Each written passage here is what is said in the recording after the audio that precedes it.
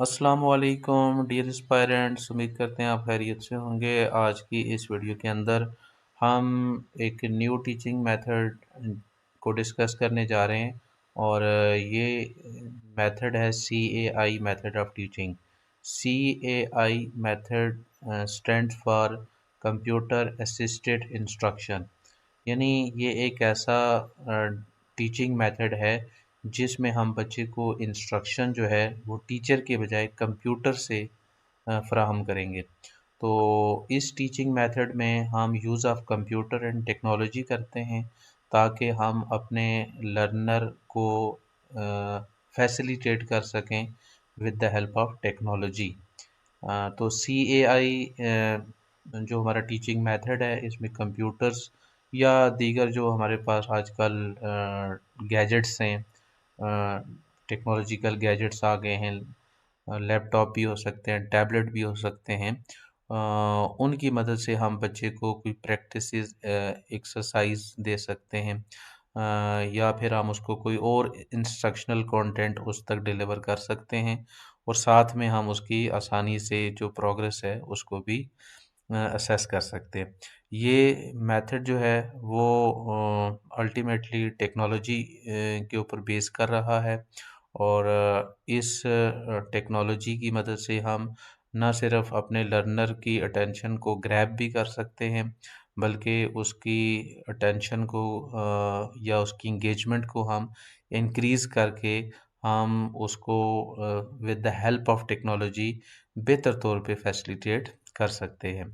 तो CAI method of instruction में बच्चा डायरेक्ट टीचर के साथ जो है वो कोलैबोरेट नहीं करता, बल्कि जो लर्नर है वो टेक्नोलॉजी के साथ कोलैबोरेट करता है।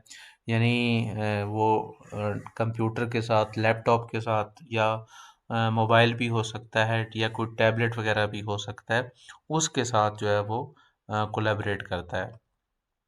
टीचर का रोल यहाँ पे क्या होगा? टीचर का काम ये है कि उसने जस्ट जो इंस्ट्रक्शंस हैं वो कंप्यूटर को फ्राहम करनी है और इस तरह का एक इंटरफेस उसने डेवलप करना है ताकि जब लर्नर इस टेक्नोलॉजी के साथ इंटरेक्ट करे तो उसको कोई डिफ़िकल्टी भी ना फ़ील कर हो और साथ में जो भी आपके लर्निंग आउटकम्स हैं वो भी आप अचीव कर सकें। तो अगर हम इसके मेरिट्स की तरफ आएँ, प्रोस की तरफ आएँ, तो इससे हम इंडिविजुअलाइज़्ड लर्निंग कर सकते हैं, यानी हर लर्नर अपने पेस के हिसाब से लर्न करेगा। तो यहाँ पे हम जितनी भी unique learning needs of every child हैं, उनको इस टीचिंग मेथड की मदद से हम फैसिलिटेट कर सकते हैं, जबकि जो अदर मेथड्स हैं, उनमें ये ख़ुसूसियत हमने देखी है कि वो मौजूद नहीं है। इंटरैक्टिव लर्निंग है, इसमें जो आपका लर्नर होता है वो इंटरैक्ट करता है मल्टीमीडिया एलिमेंट्स के साथ, यानी जिनमें मोबाइल, लैपटॉप वगैरह। इसी तरह इसमें जो लर्नर होता है उसको इमीडिएट फीडबैक हासिल होती है, फ़ौरी तौर पे उसको रिस्पॉन्स मिलता है और उसमें किसी किस्म की कोई एरर भी नहीं होती और एक क्विक जो है वो रिस्पॉन्स की मदद से वो अपनी जो भी कह सकते हैं मिस्टेक है उसको भी आइडेंटिफाई कर लेता है और एक न्यू जो है वो मैकेनिज़्म डेवलप कर सकता है। सेल्फ पेस्ड लर्निंग है, हर लर्नर जो है वो अपने हिसाब से एक प्लान जो है वो तरतीब दे सकता है कि किस तरह से उसने अपनी प्रोग्रेस को लेके जाना है और किस स्पीड से लेके जाना है।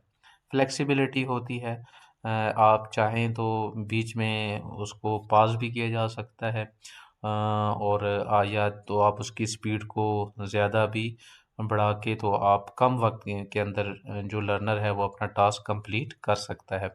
फिर डेटा ट्रैकिंग होती है कि लर्नर ने किन-किन स्टेप्स को फ़ॉलो करते हुए ये टास्क कंप्लीट किया है, तो आप ईच स्टेप को बाकायदा से वापस ट्रैक कर सकते हैं, ताकि हम जो लर्नर है उसकी प्रोग्रेस को ऑब्ज़र्व कर सकें। मल्टी मॉडल लर्निंग होती है, इसमें मल्टी मॉडल लर्निंग से मुराद ये है कि इसमें लर्नर को हम through text, through graphic, through audio और वीडियोज़ हम जो है वो लर्न करवा सकते हैं। तो इस वजह से इसके अंदर ये ख़ासियत मौजूद है।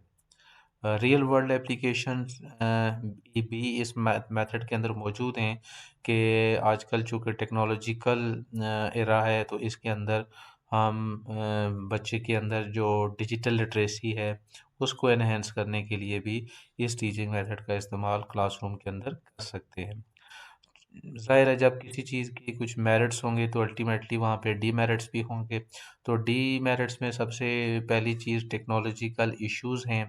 आजकल आपके पास देख लें, इंटरनेट की फैसिलिटी उस तरह की नहीं होती। हमारे यहाँ इलेक्ट्रिसिटी क्राइसिस हैं, जिसकी वजह से हमारे जितने भी ये टेक्नोलॉजिकल प्रॉब्लम्स हैं वो हमें फेस करना पड़ती हैं। और बहुत ज़्यादा डिपेंडेंस ऑन टेक्नोलॉजी ये भी कोई इतनी अच्छी बात नहीं है। तो लिहाजा इसके ऊपर बहुत ज़्यादा इन्हिसार करना भी बाज़ औक़ात इंसान को बहुत ख़तरे से जो है वो दो चार कर सकता है। एक्सेसिबिलिटी कंसर्न्स हो सकते हैं। बहुत सारे ऐसे स्टूडेंट्स हो सकते हैं क्लास के अंदर जो टेक्नोलॉजी तक उनकी रसाई ना हो, तो अल्टीमेटली उनकी लर्निंग जो है वो स्टॉप हो जाएगी। क्वालिटी ऑफ कंटेंट में भी आप जो सॉफ्टवेयर यूज़ कर रहे हो वो इतनी अच्छी क्वालिटी का ना हो। और जब आप क्वालिटी की तरफ जाते हैं तो फिर वहाँ पे आपका फंड्स का एक शोबा वो भी इन्वॉल्व हो जाता है। तो वहाँ पे आपके रिसोर्सेज के मामलात भी वहाँ पे देखे जाते हैं। तो लिहाजा क्वालिटी कंटेंट को भी यहाँ पे एड्रेस करना डिफ़िकल्ट होता है।